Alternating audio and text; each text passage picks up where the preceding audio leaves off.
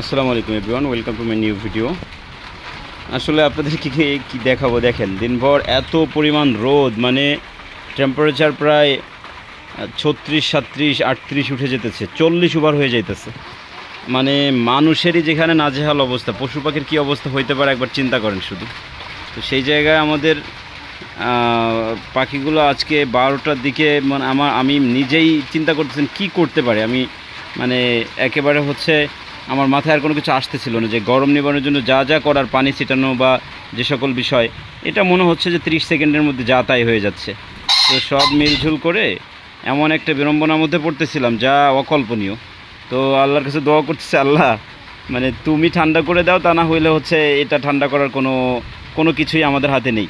মানে এমন একটা পরিস্থিতির মধ্যে পড়েছি। পরবর্তীতে কি করব এর মধ্যে আল্লাহর রহমতে দেখি প্রচুর মেঘ হয়েছে, এবং মেঘের যেই অবস্থা, গর্জন তর্জন, তাতে এরপরে তো শুরু হয়েছে ঝড় এবং সাংঘাতিক বৃষ্টি। এখন দেখেন অবস্থা, মূলত রোদের কারণে কি পরিমাণ বিড়ম্বনা পোহাচ্ছিলাম, আর এখন বৃষ্টির কারণে অবস্থাটা দেখেন। এখানে ভিতরে আসলে আমাদের জানেন যে আমাদের শেড মোটামুটি আমরা একদম পুরো ওপেনের মতনই রেখেছি, শুধু যেগুলো ময়ূর ফিজেন্টের যে শেড, এগুলোর উপরে টিন আছে।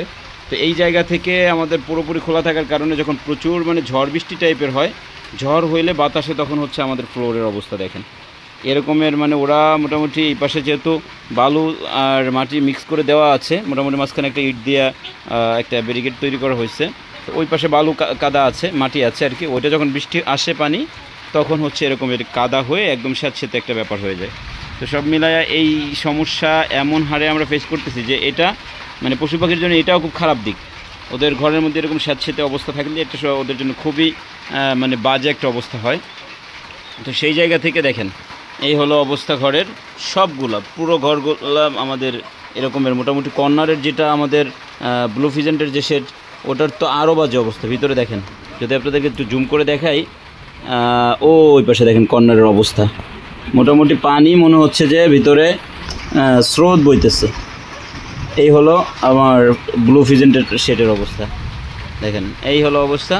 এখন সর্বশেষ মানে কি করা দরকার, আমি পর্দা ইউজ করলেও তাতেও কাজ হচ্ছে না আহামরি। আমরা পর্দা দিয়েছিলাম, উপরে আসছে এদিকে, পর্দায় খুব একটা কাজ হচ্ছে না। তো যাই হোক, দেখি আল্লাহ ভরসা, কারণ এটা যেহেতু ছাদের উপর প্রচুর বাতাস লাগে, সেক্ষেত্রে আপনার পর্দা খুব একটা ভালো কাজ দিচ্ছিল না। তো যাই হোক, এখানে আমাদের ওয়াটার বার্ডগুলো আছে দেখেন, উডডাকটা মোটামুটি মাশাআল্লাহ ওরা বৃষ্টির পরে খুব একটা ভালো মুডে আছে। এদিকে আমাদের কলডাকটা মাশাআল্লাহ দেখেন কি চমৎকার। ওদের তো কোনো সমস্যা নাই, ওরা তো খুব চিলে থাকে। অর্থাৎ যখন আপনার বৃষ্টি হয়, উডডাকগুলো ওদের জন্য ঈদের দিন শুরু হয়ে যায়, বা ওয়াটার বার্ডগুলোর জন্য সব মিলায়া।